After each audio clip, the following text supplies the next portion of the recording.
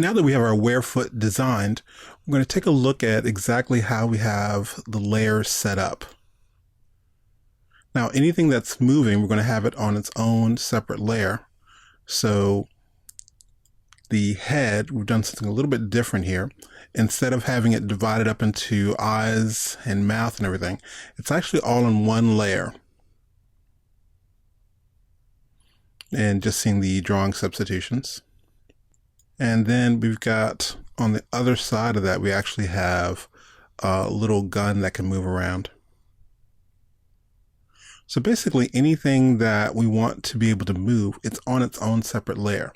And even though we're going to be using bone deformers, a good practice to get into is making sure that each of the layers is set up with the correct pivot point. So I'm going to go to my advanced animation rotate tool. And for the head, I'll just kind of place this right around where the neck would be. And I'll simply press the letter J, and that can go down to the next layer. And in case I can't see where things are, I'm going to move the pivot point for the gun right about at that center. And go to the next area. And I've already set some of these up, but you can see about where the pivot would be for the gun. We want to bring this over. Now the gun is on its own layer because we're going to be using the bone deformer for the leg here. And anytime that leg moves, we want the gun to move separately. We don't want it to warp or be deformed. All right, it's a good spot for the body. And for the leg, we'll just move that there. And we've got the cod piece or the hip piece. I'm going to set that about center. Left hand.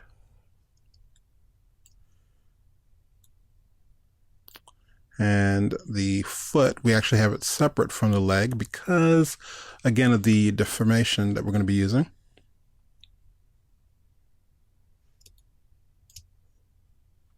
And I'm going to go ahead and solo the arm for a moment.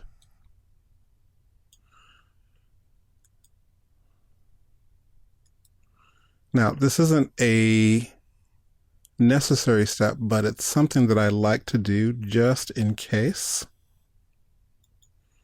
And it keeps a cleaner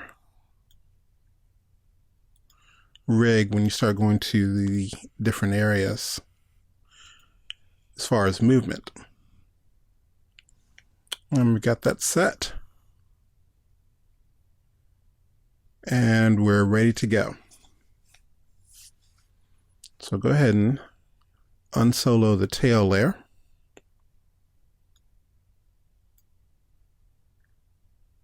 And make sure the head layer is turned back on.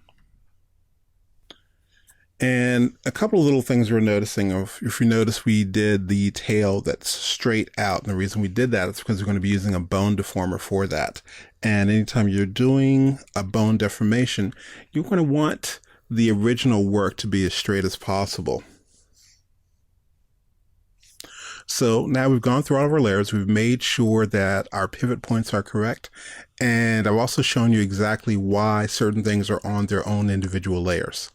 And the next thing we'll do is go ahead and start working on our bone deformations.